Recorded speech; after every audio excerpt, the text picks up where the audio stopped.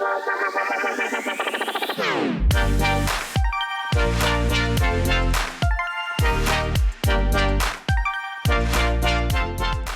suis Mathis Lotiec, donc j'ai fait le parcours à l'AMSE, du coup j'ai fait le M2 APE qui est analyse des politiques économiques. J'ai été diplômé l'année dernière, donc en l'année 2024. Et maintenant je travaille chez France Assureur en tant que chargé d'études économiques rattaché au département d'études statistiques assurance de personnes. Je vais travailler sur tout ce qui est secteur au niveau de l'assurance retraite et ça va consister à la production d'études statistiques qui vont tourner par exemple, pour ma part principalement sur l'assurance retraite, sur des plans d'épargne retraite. Donc l'objectif ça va être de collecter un maximum de données de la part de tous nos membres qui sont les différentes entreprises d'assurance.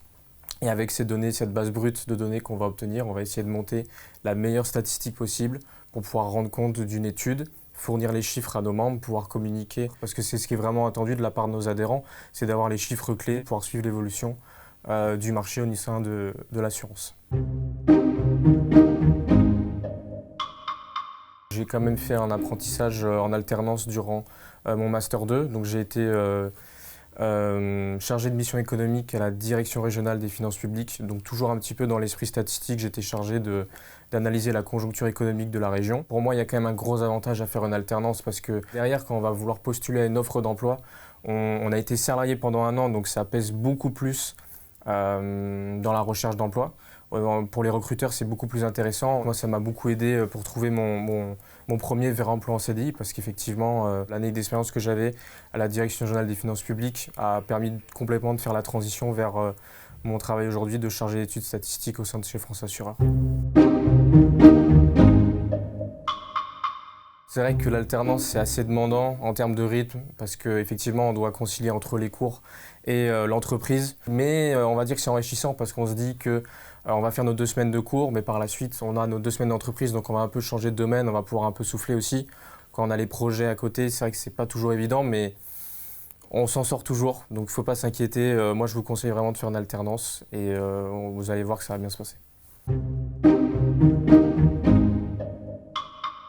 Les cours en anglais, ça c'est un vrai plus. Donc si vraiment vous êtes motivé, moi je vous conseille vraiment dès le début de prendre les cours en anglais.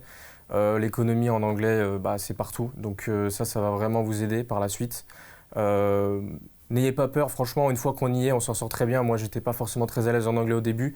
À la fin du Master 2, il n'y avait plus vraiment de soucis en termes de compréhension ou d'expression. Une fois qu'on est plongé dedans, vous allez vraiment progresser de mois en mois. Donc moi, je vous conseille vraiment de prendre les cours en anglais. Et ça va vraiment vous aider par la suite. C'est un vrai plus pour le monde professionnel. Je veux dire exigence. C'est des études qui sont exigeantes, mais on ne le regrette pas.